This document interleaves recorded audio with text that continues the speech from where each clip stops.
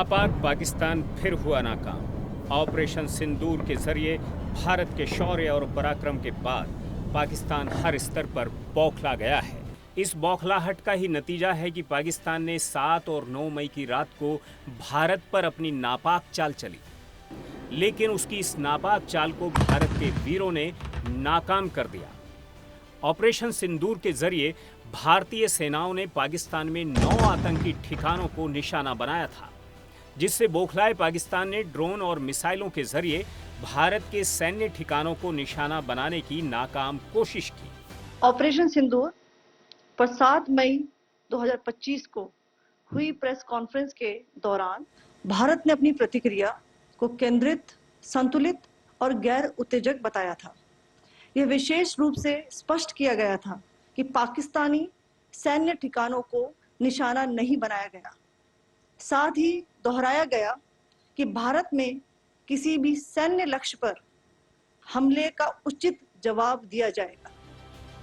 Operation सिंदूर के अगले दिन 7 और 8 मई की रात पाकिस्तान ने भारत के 15 से ज्यादा सैन्य ठिकानों पर हमला किया, जिसे एकीकृत काउंटर यूएस ग्रिड और एयर डिफेंस सिस्टम के जरिए भारत ने नाकाम कर दिया। भारतीय सेना ने पहले ही सीमाओं पर S-400 air defence missile system को तैनात कर रखा है। जैसे ही पाकिस्तान ने मिसाइलों से हमला किया, इस सिस्टम को एक्टिव कर दिया गया। उसने चुन चुनकर मिसाइलों के परखच्चे उड़ा दिए। रक्षा मंत्रालय के मुताबिक 7-8 मई की रात को पाकिस्तान ने ड्रोन और मिसाइलों का इस्तेमाल करके अवंतीपुरा, श्रीनगर, जम्मू, पठानकोट, अमृतसर, कपूरथला, जालंधर, लुधियाना, आदमपुर, भटिंडा, चंडीगढ़, नाल, फलोदी, उत्तरलाई और भूज सहित उत्तरी और पश्चिमी भारत में कई सैन्य ठिकानों पर हमला करने की कोशिश की। इन हमलों को एकीकृत काउंटर यूएस ग्रिड और एयर डिफेंस सिस्टम ने बेअसर कर दिया। इन हमलों के मलबे अब कई स्थानों से बरामद किए जा रहे हैं, जो पाकिस्तानी हमलों की पुष्टि करते हैं। 7 से 8 मई 2025 की रात को पाकिस्तान ने उत्तरी और पश्चिमी भारत में स्थित कई सैन्य ठिकानों को, जैसे कि अवंतीपुरा, श्रीनगर, जम्मू, पठानकोट, अमृतसर, कपूरथला, जालंधर, लुधियाना, आदमपुर, भटिंडा, चंडीगढ़, नाल, फलौदी, उत्तरलाई और भुज पर ड्रोन और मिसाइलों से हमला करने का प्रयास किया। इन हमलों को इंटीग्रेटेड काउंटर यूएस ग्रिड और वायु रक्षा प्रणालियों द्वारा निष्क्रिय कर दिया गया। इन हमलों का मलबा कई स्थानों से बरामद हुआ, जो कि पाकिस्तानी हमलों का प्रमाण है।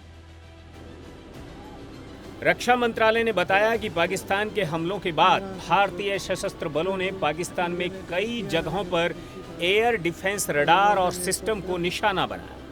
भारत की कार्रवाई उसी क्षेत्र में तेजी के साथ की गई है जैसी पाकिस्तान ने की थी। लाहौर में एक वायु रक्षा प्रणाली को निष्प्रभावी करने की जानकारी विश्वसनीय रूप से मिली है। आज सुबह भारतीय सशस्त्र बलों ने पाकिस्तान के कई स्थानों पर वायु रक्षा रडार और प्रणालियों को निशाना बनाया। भारत की प्रतिक्रिया समान क्षेत्र में समान तीव्रता के साथ की गई। यह विश्वसनीय रूप से ज्ञात हुआ कि लाहौर में स्थित एक वायु रक्षा प्रणाली को निष्क्रिय कर दिया गया। पाकिस्तान ने जम्मू कश्मीर के कुपवाड़ा, बारामूला, उरी, पुंछ, मेंढर और राजौरी सेक्टर्स में मोर्टार और भारी कैलिबर आर्टिलरी का इस्तेमाल करके नियंत्रण रेखा के पार अकारण गोलीबारी में तेजी से बढ़ोतरी की है। पाकिस्तानी गोलीबारी के कारण 3 महिलाओं और 5 बच्चों सहित 16 निर्दोष लोगों की जान गई है।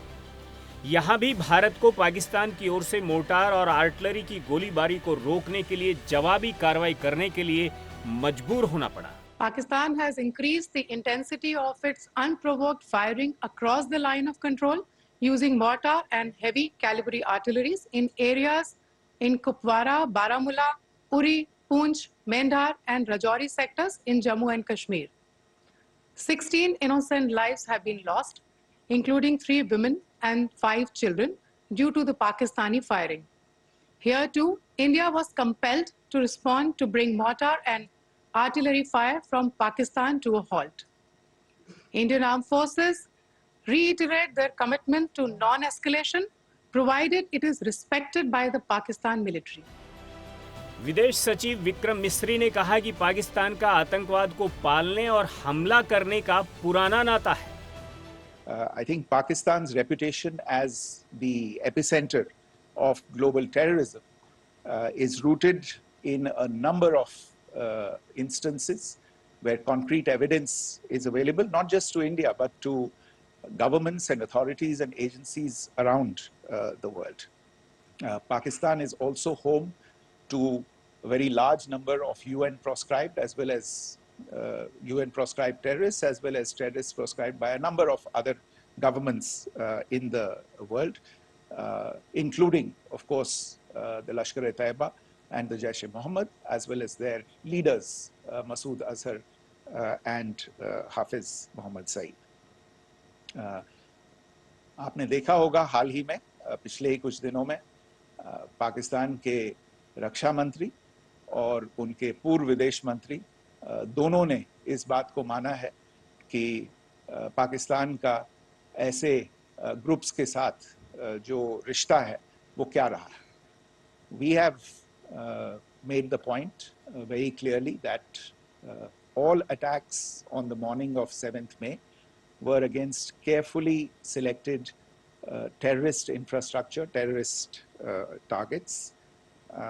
It is not clear to us, in fact, seeing some of the coverage of the after effects of these strikes, including the funerals for the terrorists that are held yesterday. I think a lot of you have seen the reports and the coverage on media. If only civilians, if any civilians were killed in these attacks, I wonder what message this picture actually sends to all of you. विदेश मंत्री S Jaishankar ने भारत दौरे पर आए Iran के विदेश मंत्री के साथ द्विपक्षीय बैठक के दौरान साफ किया कि भारत 22 अप्रैल को जम्मू कश्मीर में हुए एक बर्बर हमले का जवाब दे रहा है. इस हमले ने हमें 7 मई को सीमा पार आतंकवादी ढांचे पर हमला करके जवाब देने के लिए मजबूर किया. हमारी प्रतिक्रिया लक्षित और नपीतुली थी. हमारा इरादा स्थिति को और खराब करने का नहीं है. Excellency, you are visiting India at a time when we are responding to a particularly barbaric terrorist attack on 22nd April in the Indian Union territory of Jammu and Kashmir. This attack compelled us to respond on 7th May by striking at cross-border terrorist infrastructure. Our response was targeted and measured. It is not our intention to escalate the situation. However, if there are military attacks on us, there should be no doubt that it will be met with a very, very firm response. As a neighbor and a close partner, it is important that you have a good understanding. इस बीच केंद्रीय रक्षा मंत्री राजनाथ सिंह ने एक कार्यक्रम में कहा कि पाकिस्तान और पीओजेके में हमारे सुरक्षा बलों ने जो किया है वह हमारे लिए गौरव का विषय है. पाकिस्तान और पीओके में जिस तरह से हमारी आर्म्ड फोर्सेस ने टेरर कैंप्स को नेस्त नाबूद किया है वो हम सब के लिए एक गौरव का विषय है.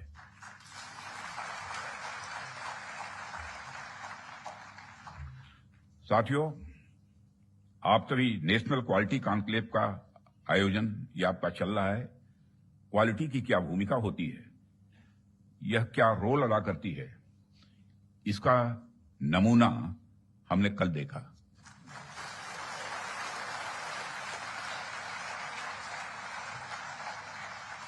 जिस प्रेसिजन के साथ यानी जिस सटीकता के साथ ऑपरेशन सिंदूर एग्जीक्यूट किया गया वह अनइमेजिनेबल है, बहुत ही सराहनीय है. इसमें 9 टेररिस्ट कैंप्स तबाह हुए और अच्छी खासी संख्या में आतंकी मारे गए. जिस तरह से इस ऑपरेशन को किसी भी इनोसेंट को नुकसान पहुंचाए बिना मिनिमम कोलेटरल डैमेज के साथ अंजाम दिया गया, वह इसलिए संभव हो पाया क्योंकि हमारे formidable and professionally trained armed forces के पास इक्विपमेंट भी हाई क्वालिटी के थे। पाकिस्तान पर शिकंजा कसने के लिए भारत ने साइबर स्ट्राइक की है। राष्ट्रीय सुरक्षा के हित में भारत में संचालित सभी OTT platform, media streaming platform और इंटरमीडिएट इंस्टीट्यूशंस को सलाह दी जाती है कि वे उन वेब सीरीज, फिल्मों, गानों, पॉडकास्ट और अन्य स्ट्रीमिंग मीडिया कंटेंट को तत्काल प्रभाव से बंद कर दें, चाहे वे सब्सक्रिप्शन पर आधारित मॉडल पर उपलब्ध ही क्यों ना हो, जिनकी उत्पत्ति पाकिस्तान में हुई है।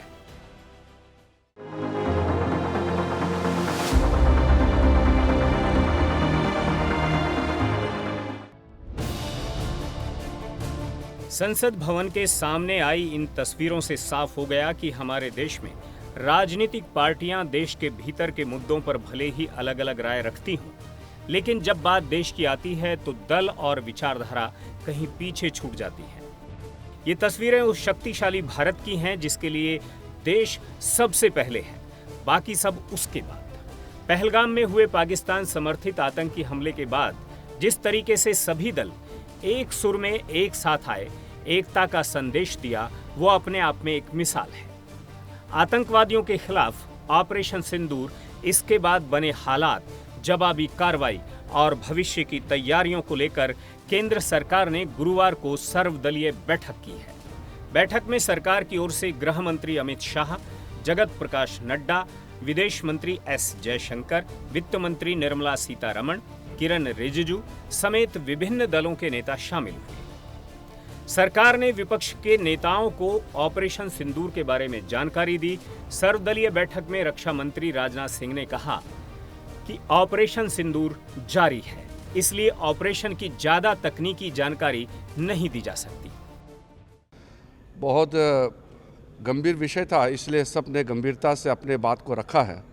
सबसे पहले रक्षा मंत्री जी ने ऑपरेशन सिंदूर के बारे में पूरे लीडर्स को जानकारी दिया, परिस्थिति के बारे में, हालात के बारे में और सरकार का मंशा, सारे चीज़ों को लेकर के ब्रीफिंग हुआ। उसके बाद में सारे पॉलिटिकल लीडर्स ने अपने मत रखा, पार्टी का विचार को और सुझाव भी दिया है। मैं ये मानता हूँ कि सारे पॉलिटिकल लीडर्स ने मैच्योरिटी दिखाया है। ऐसे वक्त में जब देश एक बहुत बड़ी चुनौती को हाथ में ले करके काम कर रहे हैं, तो इसमें राजनीति का कोई जगह नहीं है। ये हमारे पूरे पॉलिटिकल पार्टीज ने दर्शाया है। सर्वदलीय बैठक के बाद केंद्रीय मंत्री किरेन रिजिजू ने कहा कि सभी राजनीतिक नेताओं ने सशस्त्र बलों को उनकी कार्रवाई के लिए बधाई दी है। सब लीडर्स ने एक मत से हमारे सेनाओं ने जो कार्रवाई की है ऑपरेशन सिंदूर को लेकर के पूरे बधाई भी दिया और गौरव का एहसास सबको हुआ है और सबने एक जुट में कहा है कि सरकार का हर निर्णय को साथ देंगे, सेना के हर कार्रवाई को साथ देंगे और कोई इसमें विरोधाभास नहीं है। केंद्रीय मंत्री किरेन रिजिजू ने कहा कि राजनीतिक दलों ने कुछ सुझाव भी दिए। राजनीतिक दल जनता की आवाज होते हैं और सभी नेताओं ने एक स्वर में आतंकवाद के खिलाफ कार्रवाई का समर्थन किया है। एमपीज ने अपने अपने जो कंसर्न्स को भी बताया कि लड़ाई का हालात में और इस तरह का जो कोई बड़ी घटना होती है तो हमको सतर्क रहना चाहिए। तो ये सब सुझाव भी लिया है और सब पॉलिटिकल पार्टीज़ ने ये चीज़ भी बताया कि पूरा देश, सिर्फ पॉलिटिकल पार्टीज ही नहीं, पूरा देश एक साथ है, ये भी सबने बताया। एक बहुत महत्वपूर्ण बात यह है, रक्षा मंत्री जी ने अपने रिमार्क्स में कहा है कि आज के मीटिंग में ये दर्शाता है कि हम सिर्फ सरकार बनाने के लिए राजनीति नहीं करते हैं, बल्कि देश बनाने के लिए राजनीति करता है। ये मैच्योर डेमोक्रेसी, भारत एक मैच्योर डेमोक्रेसी है, ये चीज़ झलकता है कि कोई तू मैं नहीं हुआ, कोई छोटे छोटे बातों को लेकर के बयानबाजी नहीं हुआ और बाहर भी देश भर में पॉलिटिकल पार्टीज़ का स्टेटमेंट भी बहुत ही एक लाइन में आ रहे हैं। ये भी अच्छा चीज़ है जो हमको देखने को मिला है। सरकार ने मौजूदा हालात में फेक न्यूज से सतर्क रहने की अपील की है। देखिए, फेक न्यूज़ के बारे में हमारे कई सदस्यों ने उठाया है। जो फेक न्यूज़ है, हमारा देश का एकता को कमज़ोर करने के लिए कई गलत नैरेटिव्स या फेक न्यूज़ चलाने का प्रयास कर रहा है। इसका मुद्दा सामने में आया है और हम अपील करना चाहते हैं कि ऐसे समय में कोई फेक न्यूज़, गलत तरीके से नैरेटिव कोई अगर चलाते हैं बाहर से देश के अंदर में, तो उसको विश्वास ना करें और कोई भी न्यूज़ ऑथेंटिक हो तभी इसको विश्वास करें। बैठक के बाद लोकसभा में विपक्ष के नेता राहुल गांधी ने कहा कि हमने सरकार को पूरा समर्थन दिया है।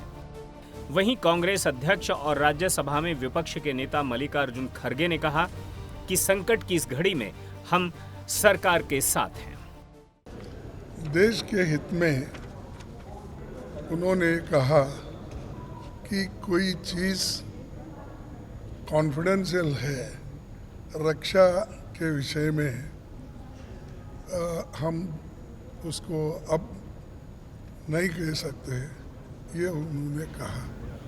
तो हम सभी जितने भी पार्टी के लोग थे, सभी ने ये बताया कि इस घड़ी में, इस संकट के घड़ी में हम सब आपके साथ हैं और आप जो काम कर रहे हैं करते रहिए और देश के हित में हम आपके साथ रहेंगे। पूरा सपोर्ट दिया हमने और जो खड़गे जी ने कहा वो सही है कि ऐसी चीज़ें हैं जो डिस्कस नहीं करनी है, तो बस सबने सपोर्ट किया।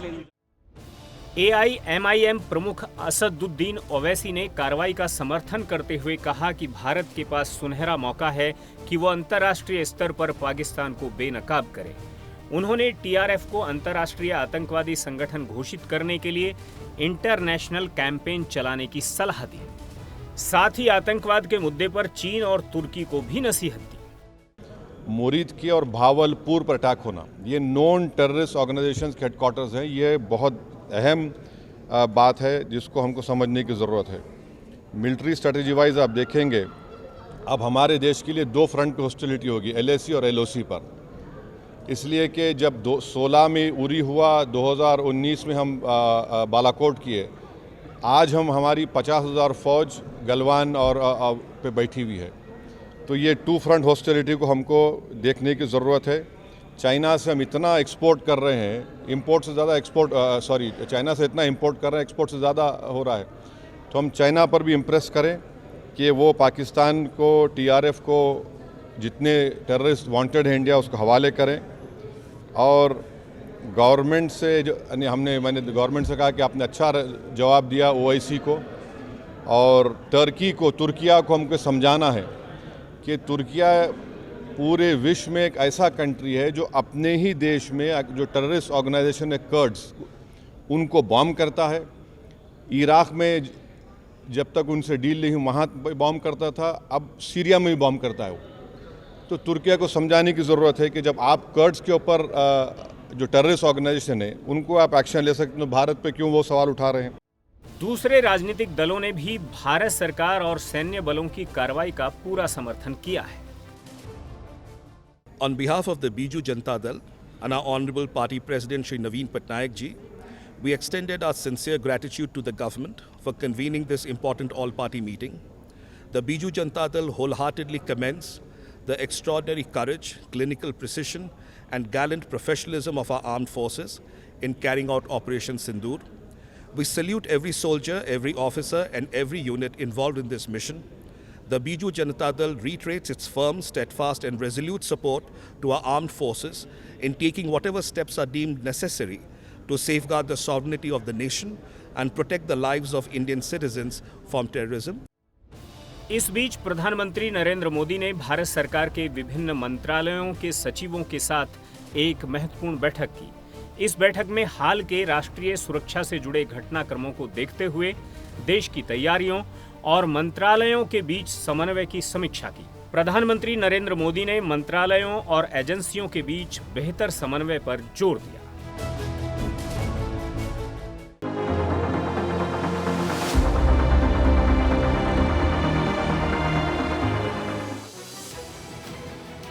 पहलगाम में हुए आतंकी हमले के बाद भारतीय सेना ने पाकिस्तान और POJK में बड़ी कार्रवाई को अंजाम दिया। सेना ने ऑपरेशन सिंदूर को अंजाम देते हुए 9 ठिकानों पर एयर स्ट्राइक कर उन्हें जमींदोज कर दिया। इन हमलों में पाकिस्तान में आतंकी ठिकानों में छिपे बड़ी तादाद में आतंकी मारे गए। बहावलपुर में हुए हमलों में आतंकी संगठन जैश-ए मोहम्मद के सरगना मसूद अजहर के परिवार के 10 लोगों समेत उसके 4 सहयोगी भी मारे गए। संयुक्त राष्ट्र ने मई 2019 में अजहर को वैश्विक आतंकवादी घोषित किया था। यह समूह भारत में कई आतंकवादी हमलों में शामिल रहा है। भारतीय सैन्य बलों ने जिन आतंकी ठिकानों को निशाना बनाया उनमें POJK में मुजफ्फराबाद स्थित लश्कर का सवाई नाला ट्रेनिंग सेंटर पहले नंबर पर रहा। सोनमर्ग, गुलमर्ग और पहलगाम हमले के आतंकियों ने यहीं पर ट्रेनिंग ली थी। POJK के टारगेट्स मैं आपको बताना चाहूंगी। सबसे पहले सवाई नाला कैंप मुजफ्फराबाद, जो कि POJK के लाइन ऑफ कंट्रोल से 30 किलोमीटर दूर है। यह एक लश्कर-ए-तौयबा का ट्रेनिंग सेंटर था। 20 अक्टूबर 2024 सोनमर्ग, 24 अक्टूबर 24 गुलमर्ग, 22 अप्रैल 2025 पहलगाम, इन हमलों के आतंकियों ने यहीं से प्रशिक्षण लिया था। इसके अलावा मुजफ्फराबाद के ही सैयदाना बिलाल कैंप को निशाना बनाया गया, जो कि जैश का अहम ठिकाना था। यहाँ से हथियार, विस्फोटक मुहैया कराए जाते थे और जंगल सर्वाइवल ट्रेनिंग दी जाती थी। सैयदना बिलाल कैंप मुजफ्फराबाद, यह एक जैश-ए मोहम्मद का स्टेजिंग एरिया है। यह हथियार, विस्फोटक और जंगल सर्वाइवल ट्रेनिंग का केंद्र भी था। कोटली के गुलपुर कैंप को भी निशाना बनाया गया है, जो कि LOC से 30 किलोमीटर दूर था और ये लश्कर का बेस कैंप था। राजौरी, पुंछ जैसे इलाके में काफी एक्टिव था। पुंछ में 2023 में श्रद्धालुओं पर हमला करने वाले आतंकी यहीं पर ट्रेंड हुए थे। गुलपुर कैंप कोटली, यह LOC से 30 किलोमीटर दूर था। लश्कर-ए-तौयबा का बेस था, जो राजौरी, पुंछ में सक्रिय था।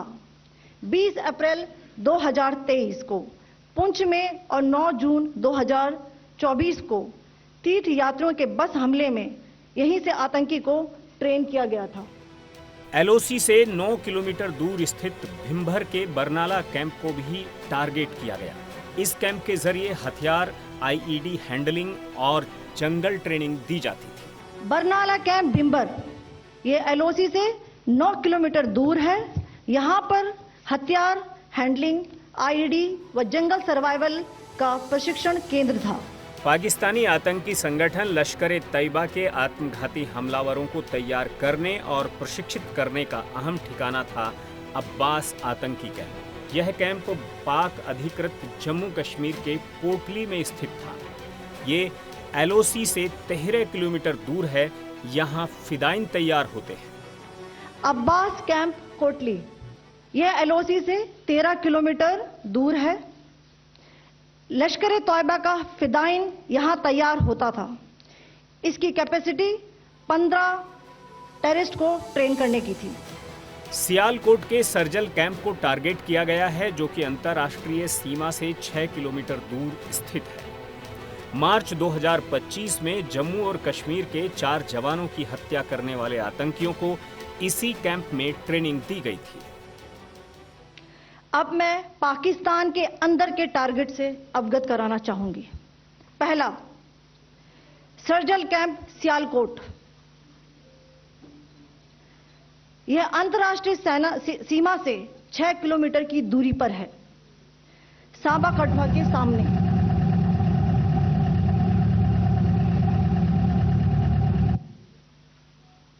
मार्च 2025 में जम्मू एंड कश्मीर पुलिस के 4 जवानों को की जो हत्या की गई थी, उन आतंकवादियों को इसी जगह पर ट्रेन किया गया था। निशाने पर महमूना जोया आतंकी कैंप भी रहा। यह इंटरनेशनल बॉर्डर से 12 से 18 किलोमीटर दूर है। हिजबुल आतंकियों का सेंटर महमूमा कैंप से जम्मू कश्मीर के कठवा में आतंकी वारदातों को अंजाम दिया जाता था। पठानकोट आतंकी हमला भी इसी कैंप से डायरेक्ट और प्लान किया गया था। दूसरा, महमूना जाया कैंप सियालकोट। यह 18 से 12 किलोमीटर आईबी से दूर था। हिजबुल मुजाहिदीन का बहुत बड़ा कैंप था। यह कठुआ जम्मू क्षेत्र में आतंक फैलाने का नियंत्रण केंद्र था। पठानकोट एयरफोर्स बेस पर किया गया हमला भी इसी कैंप से प्लान और डायरेक्ट किया गया था। मुरीद के मरकज तैयबा पर भी एयर स्ट्राइक की गई है, जो कि इंटरनेशनल बॉर्डर से 18 से 25 किलोमीटर दूर स्थित है। मुंबई हमले के आतंकियों को यहीं पर ट्रेनिंग दी गई थी। आतंकी अजमल कसाब और डेविड हेडली भी यहीं पर ट्रेंड हुए थे। मरकज तैयबा मुरीद के यह आईबी से 18 से 25 किलोमीटर दूरी पर है। 2008 के मुंबई हमले के आतंकी भी यहीं से प्रशिक्षित हुए थे। अजमल कसब व डेविड हेडली भी यहां ट्रेन हुए थे। बहावलपुर स्थित मरकज सुहाना अल्लाह को भी टारगेट किया गया है, जो कि अंतर्राष्ट्रीय बॉर्डर से करीब 100 किलोमीटर दूर है। ये जैश ए मोहम्मद का मुख्यालय था, जहां पर आतंकियों की भर्ती और ट्रेनिंग की जाती थी। पाकिस्तान के तमाम बड़े आतंकी नियमित रूप से यहां आते थे। मरकज सुभान अल्लाह भावलपुर यह इंटरनेशनल बाउंड्री से 100 किलोमीटर दूर है। जैश ए मोहम्मद का मुख्यालय था। यहां पर रिक्रूटमेंट, ट्रेनिंग व इंडोक्ट्रिनेशन का केंद्र भी था। शीर्ष आतंकी अक्सर यहां आते थे। मैं आप सबको बताना चाहती हूं कि किसी भी सैन्य ठिकाने का निशाना नहीं बनाया गया और अभी तक किसी तरह की नागरिक क्षति की रिपोर्ट नहीं है।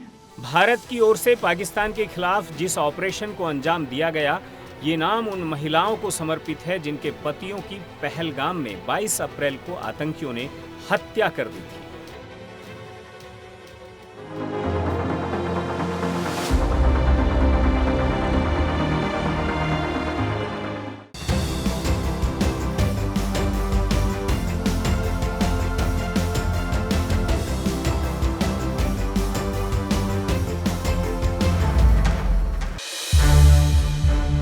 संसद टीवी के और भी प्रोग्राम्स देखने के लिए सब्सक्राइब करें हमारा YouTube चैनल और हाँ, इन्हें लाइक और शेयर करना ना भूलें।